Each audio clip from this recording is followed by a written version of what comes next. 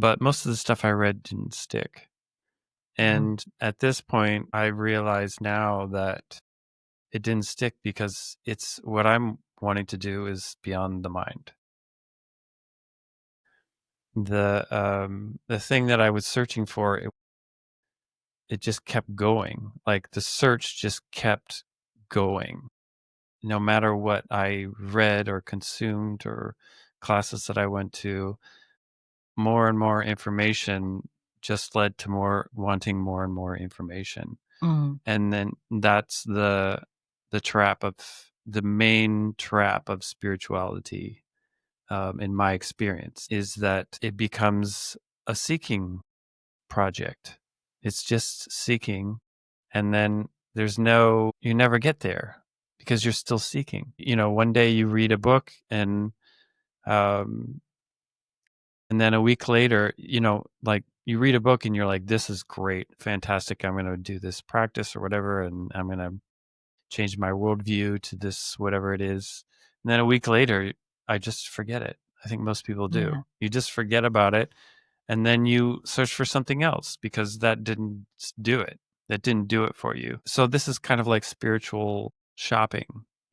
We just keep shopping for more and more and more ideas about, how we're going to escape our suffering. And so after doing this spiritual shopping for well over a decade, it kind of dawned on me that what I was seeking wasn't in the information. It was in Inspiration.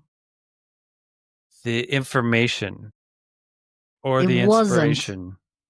You put the information and the inspiration in the same place. Yeah. Inspiration Sorry, comes from finish. information, Yeah. right? It wasn't in that.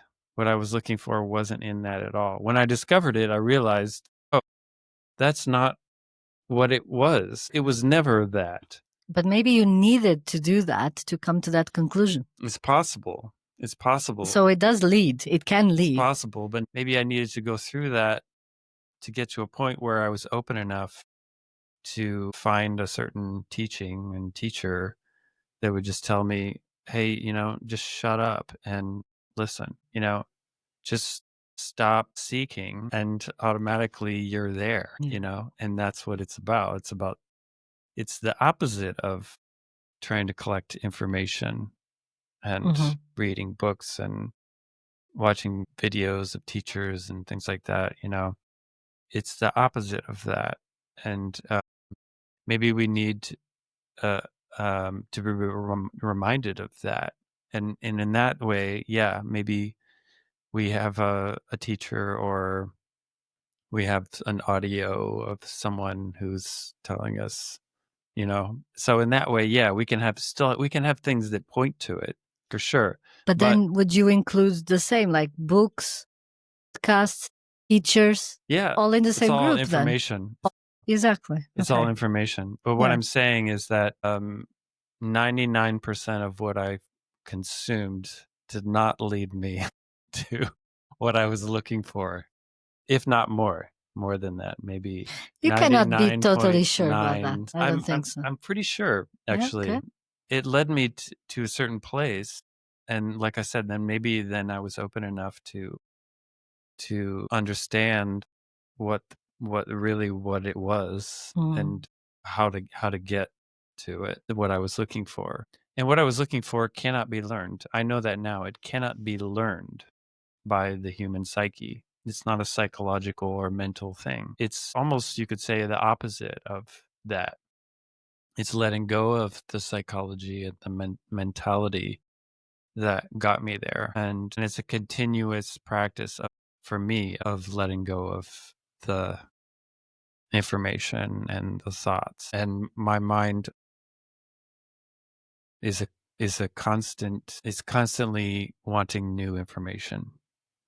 It's just how it is. And I think a lot of people are that way, if not most. But now I can see it.